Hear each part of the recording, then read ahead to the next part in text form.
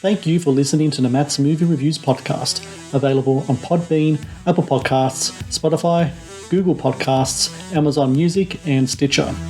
Also, please follow Matt's Movie Reviews on Facebook, YouTube, LinkedIn, Reddit, Instagram, and MeWe. And of course, be sure to visit mattsmoviereviews.net for the latest reviews, top 10 lists, and more. Now, on to the show. Has anyone ever been seriously injured at Devil's Canyon Marathon? Are we still off the record? No. Mama. John! You are not getting a shirt! They're for race finishers!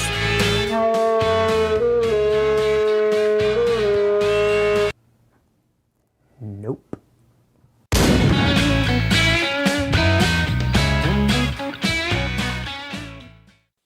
Hello and welcome to the Matt's Movie Reviews podcast. I am your host, Matthew Perkovich, and this is episode number 356. Releasing July 6 on digital and on demand is Marathon, a mockumentary that sets its aim on the world of long-distance running, as 5 runners from different walks of life prepare to tackle a marathon while also wrestling with their own unique personal eccentricities. A comedy presented in the vein of those Christopher Guest mock docs that we all love, Marathon carves out its own identity as a funny and fearless comedy that has received very strong reviews and also marks the feature film directorial debuts of Anthony Guidubaldi and Keith Strausbaugh, who I'm glad to say joins me now on the podcast. Anthony and Keith, I thank you both very much for joining me. Oh, thanks for having us. Thank you so much, Matt. It's our pleasure. So when I was watching this movie, something kind of just struck me. I run, semi-regular. I'm 40 now, so my knees and my ankles aren't as spry as they used to be. But every single time when I run, I don't know whether this is something that happens to you guys too, you two as well. Halfway through my run, I always say to myself, what the hell am I doing? What is this torture that I'm putting myself through? And watching Marathon, even though it is a mockumentary, I think it really kind of taps into that kind of mindset. It's like, what the hell are we doing this for? We're not running away from any type of predators. We're doing this for recreation and sport. And I know the marathon film, whether it be Chariots of Fire or Brittany Runs a Marathon, talks about the goals achieved, etc. But there's also an absurdity about it. That absurdity in running, especially long distance running, is that something that kind of fueled the creativity behind this movie that's releasing tomorrow? Sure, I'll jump in on this one. Well, I run as well, and I had a weird or an odd backstory. In high school, I was the cross country captain and MVP for 2 seasons, completely against my will and better judgment. I got roped into doing it because my mother was a PE teacher at the high school, and she was friends with the cross country coach.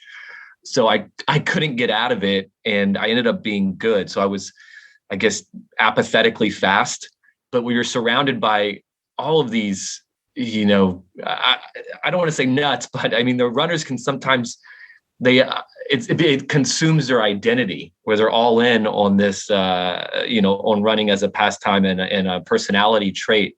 Whereas I still consider myself a basketball player who was just doing this to get in shape for basketball season. So at, my early stages, I refused to wear the cross country shorts. I was running in basketball shorts, but in terms of tying into low budget filmmaking, it's, it lends itself very well to the mockumentary style, where, for the most part, wardrobes are, outlandish wardrobes, but they're cheap, and it's just point and shoot. And a lot of times, you're just outside running in parks or sidewalks, street, it's very easy to film.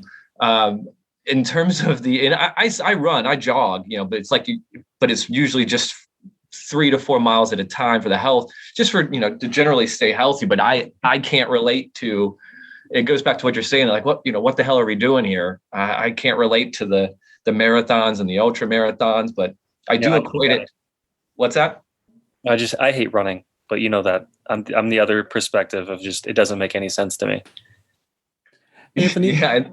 Go ahead. Sorry. No, sorry. I just want to say, Anthony, when it comes to that kind of perspective, the hate running kind of part, there's all different types of runners. I mean, Keith and I think you and I are kind of like in the same kind of vein there. We do it more for health and all that. Anthony, you're on the other end of the spectrum. And the characters you have in your film, just represent all different types of people that have different types of backgrounds and goals and such like that. When you're putting your characters together for this piece, do any of you two know runners? Does their kind of goals and their such is something that kind of rub off on how you created your characters for this film? How do you kind of come up with these different kind of characters in this movie? Yeah, so first of all, Emma Lou is the character that I gravitate towards the most, just because she quits immediately. Like Yes, she has sports. a marathon of a different kind, doesn't she? In the film? Yeah. So I do have to exercise too, because I'm getting up there as well. So, but I play sports, so I kind of try to like trick myself. Basically I'm running, but I don't like to think about it because I couldn't do a treadmill. I couldn't do what Keith does and just run around the neighborhood. But Emma Lou was the one character I was like, I get it. Like, this character makes so much sense to me. And just all the other characters, we basically try to think of like, what's the funniest, like the banana costume, basically, like what's the funniest goal that we can give 5 different characters. But Keith, you want to add on to that? Yeah, and I'll tie it back into the last question too, where like the absurdity or the pointlessness of certain activities. Or we always thought, while we were editing this, Andrew Hansen, who plays Ryan O'Brien, gives a great closing monologue on the crutches. And even before that, he gives the spiel about, he goes through of all the ways he tried to achieve his goal. But Anthony, and that always hit home for me and Anthony in terms of our filmmaking career. There'd be sometimes when we're filming these shorts, we were spray painting a stool in the desert in wind for a different project, and we're just looking around like, what are we doing? Yeah. So it's that same, futility or absurdity that you get yourself, whether it's a marathon or a 3 or 4 year filming process for an independent film. But I mean, if you can't laugh at the absurdity of some of our choices in life, then what are you doing? Speaking about laughing at the absurdity of some of these characters, Keith, Anthony just mentioned one of the characters runs in the banana costume, the character of Jenna. And what's really interesting about that is I've seen, you watch marathons on TV, you see people dressed in costume and stuff. The thing that I didn't know was that there are actually world records set by people dressed in costume. This is a real thing. And I actually looked up who was the last person who actually set a world record, a Guinness World Record for dressing in a banana costume. It was a guy named Jordan Maddox. He did 26 miles in 2 hours and 41 seconds, which is rather impressive, in fact. I think the record they tried to break in the movie was like 4 hours. So like he cleared that by quite a long shot. The idea of having someone run in a costume, I mean, if that's not comedy gold, I don't know what is it? What isn't? I mean, when it came to that, was that just such an easy thing to put into your movie because it's just so absurd in real life as well?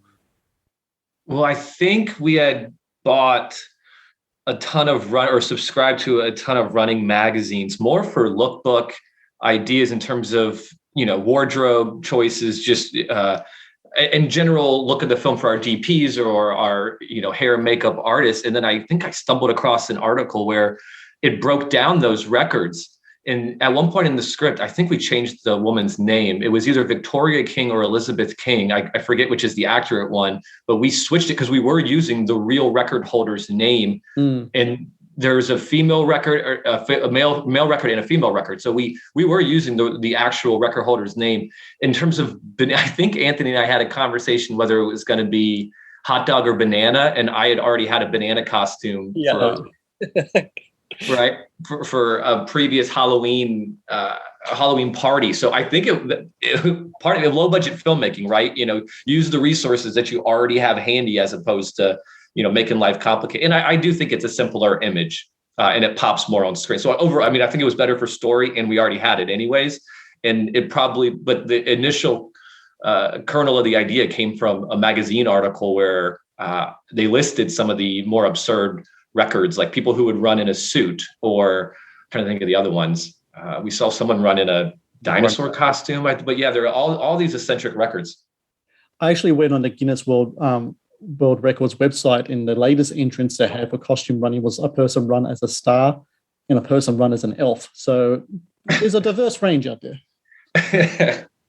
Yeah, I can't imagine them training in that too, because it's just all the chafing and how hot it gets. It's just insane to me. I'd imagine the smell of the costume would be something. Oh, right? Yeah. And that goes back to the torture we were talking about at the start of this interview. The Matt's Movie Reviews podcast is brought to you by Loot Crate. Founded in 2012, Loot Crate is the worldwide leader in fan subscription boxes. Loot Crate partners with industry leaders in entertainment, gaming, sports, and pop culture to deliver monthly themed crates, produce interactive experiences in digital content, and film original video productions. No matter what you geek out about, Loot Crate has a subscription box for you. To get your very own exclusive collectibles, apparel, and gear delivered to your door, be sure to click on the link in the show notes below.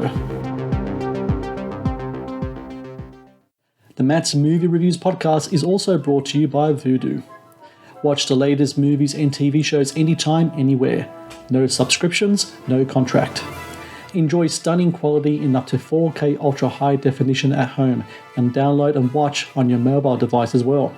To rent and buy from over 100,000 titles or watch thousands of movies free with Vudu Movies on us, be sure to click on the link in the show notes below. Now, back to the show.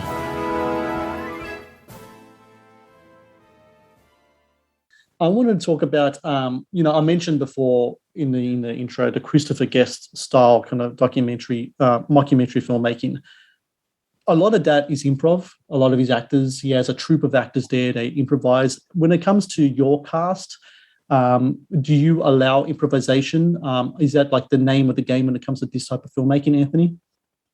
Yeah. So we generally, when we're directing, we generally try to do at least three or four takes of what was on script.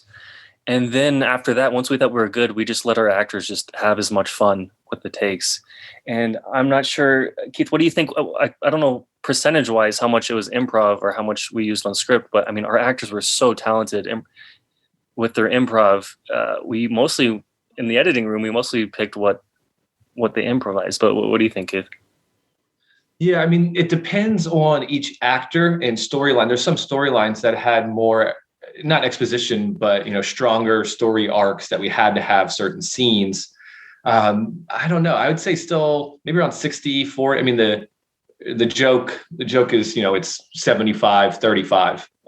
But it was probably, realistically maybe 60-40, 60 scripted and then 40% overall. Right. But yeah, it probably depends, and the numbers change, the percentages change depending on which character, which actor we're talking about, but they're all fantastic. And we knew that going in, even during the casting process, we made sure we were, getting the strongest improvisers we could. And like Anthony was saying, we shoot 3 to 5 takes, and on our script, we try to hit 3 jokes a page. So there is a safety net. It's not like I'd hate to put performers in a situation where they think they have to be funny on demand with a blank page. We were pretty confident in the script that, there were enough jokes there. And I think that's what helped us land some of these talented performers.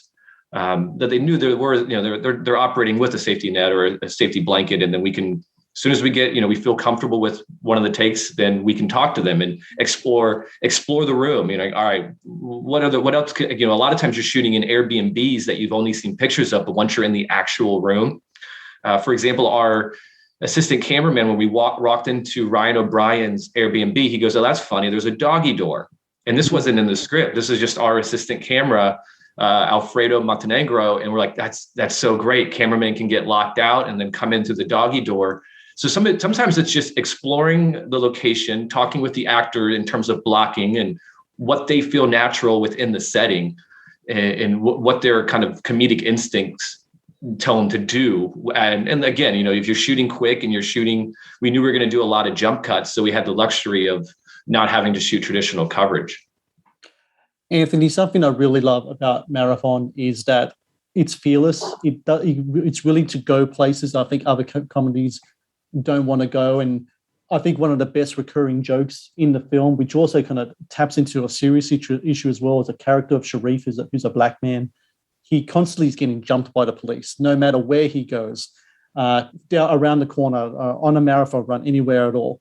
It's just a recurring joke that happens over and over and over. And I kind of expect it to happen, but when it does happen, I just laugh out loud while watching it. And then you also have the character of Abby, and she's a mother and all the issues that come with motherhood and baby brain and all that stuff as well. When it comes to putting that type of material together, is there anything goes as long as it works on the screen, as long as it's funny? Because I think that the way that you guys approach both those subjects in such a witty and in funny way just worked so incredibly well in the movie. And I think is one of the strengths of the film as well. Yeah, we really had that conversation too, Keith and I. We were saying, like, do we really want to make a Christopher Guest film, or do we want to put more edge to it? So I think that's why we went through those avenues and tried to make it as, I wouldn't say we're trying to write edgy, but we were just trying to make it a little more interesting instead of just writing goofy characters. We thought we would try to hit something that actually, I don't know, resonated with runners and what was actually going on today. Mm, very true. And the other thing I really like about the movie as well, Keith, is you guys, I don't see it much anymore. Maybe I'm just missing out on it, but you guys brought back the art of the long joke. And what I mean by that is that comedies usually these days much more kind of dialogue driven, snappy one-liners, etc., etc. In this film, you have jokes that kind of last kind of like the whole movie. And what I mean by that is the character of Emmylou especially. I don't know what was going to happen with her as I was watching the movie. And in the back of my mind, I thought it might be kind of like a tortoise and a hare kind of thing. Like she's going to be the runner who's not going to do any preparations, or she's going to rock up on a day and somehow she's going to win. And that didn't happen. She has a marathon completely different, which is like a Netflix marathon, which I thought was just a great joke. And it was a joke that kind of ran all the way through. You don't know what she's going to do, and then the punchline comes at the end. And I thought that was just fantastic. The art of the long joke, I mean, is that something that you guys are a fan of as well when watching like different films? Because there's films that I watch as well, and they have that kind of long joke kind of running through there, especially in spoof films and documentaries, especially. Sure, I'll say a couple things. One, a lot of it just comes through the actual, thinking about, okay, what would this character actually do for the story? Not trying to manipulate or create an artificial storyline, but truly thinking, all right, what would Emmylou Ponch, do in terms of her actual character choices, and that just made complete sense. And like when you stumble across it, you just, all right, this clicks, it works, it just falls into place. The long joke, I mean, yeah, it's more about character, I guess long-term character arcs that sort of build, right? I mean, it gets where you hope that it gets a little bit funnier and funnier and funnier, and we also tried to. We didn't want anyone to know how it was all going to play out. You're watching these 5 characters, and we liked the idea of not all of them are going to make it, and you don't know which ones are going to cross the finish line. Yeah.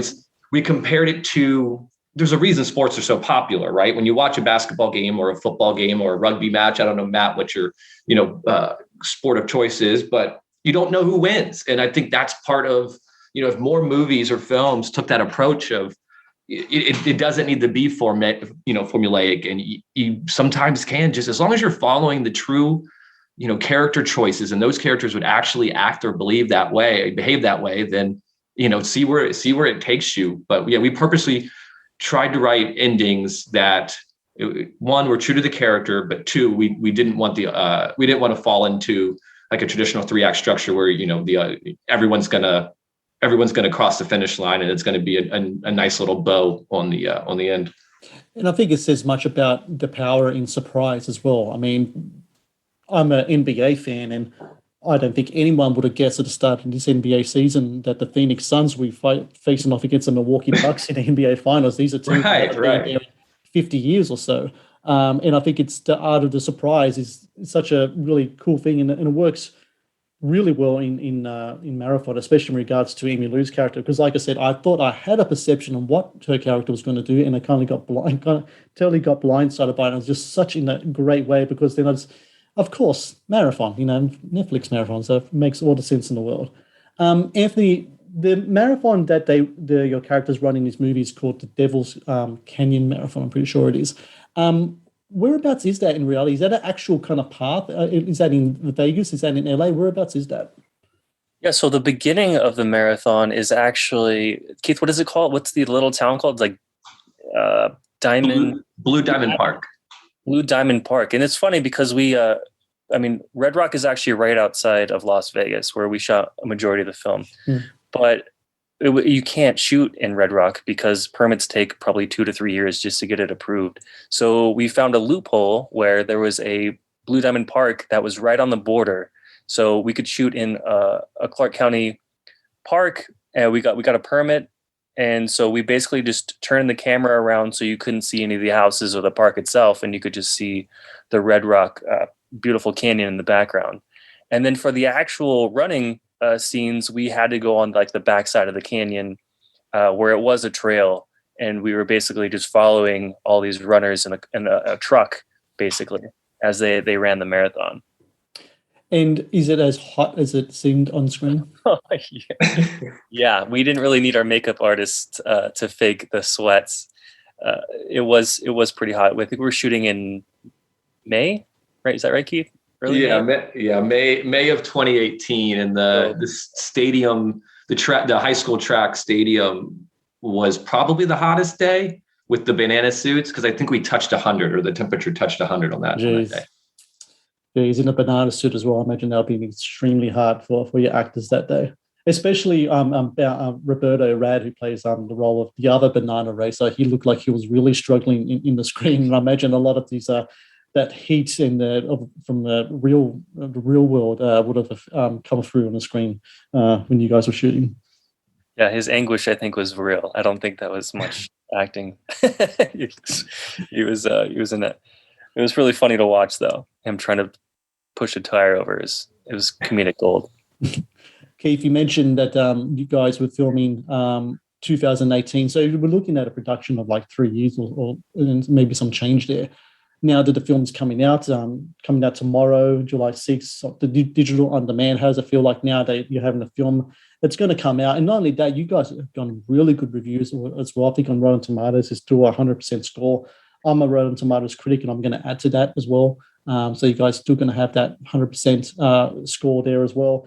I'm sure you guys, you and Anthony, are both so very excited to have the film come out and everyone watch this labor of love that you've been working on for the last few years.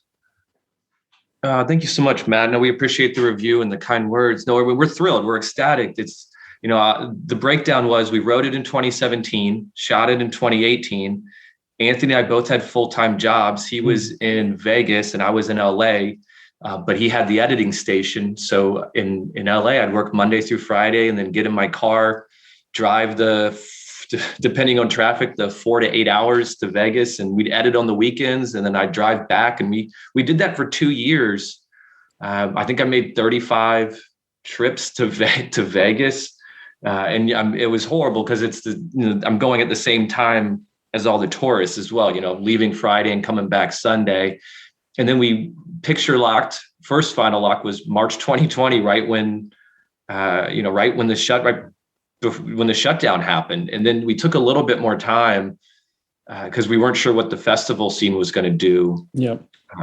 So we added the claymation sequence. We added some of the art pieces like the bench poster and the fake the sex tape DVD cover. Those were added because we had extra time due to the pandemic. And then, we started submitting once we knew that the film festivals weren't coming back. We started submitting to sales agents or producers reps. But no, we're ecstatic. I will say the one not sad part about it is the one thing we didn't know doing this is we both have MFAs in screenwriting, where we can still consider ourselves writers. This was out of not desperation, but we had done well in a lot of screenwriting contests, and our scripts had we had meetings, but no one wanted to fork over millions and millions of dollars. So we did this, like, all right, let's shoot something let's write something we can actually shoot. But the problem is, once you do this and you're producing and directing and editing, we haven't picked up a pen to write a new script in 2 or 3 years now, and it's just an odd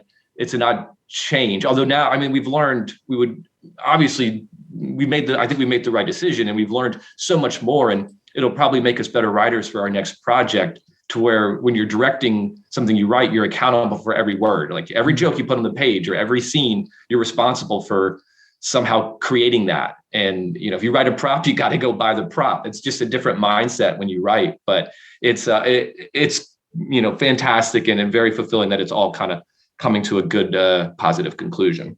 And that someone actually liked it enough, like Circus, the Circus Road Films, right? Yeah. They actually enjoyed the movie enough to actually help us out and get distribution, which we never thought would happen in a million years. We have a very low budget. We don't have any big names, and it was a dream come true.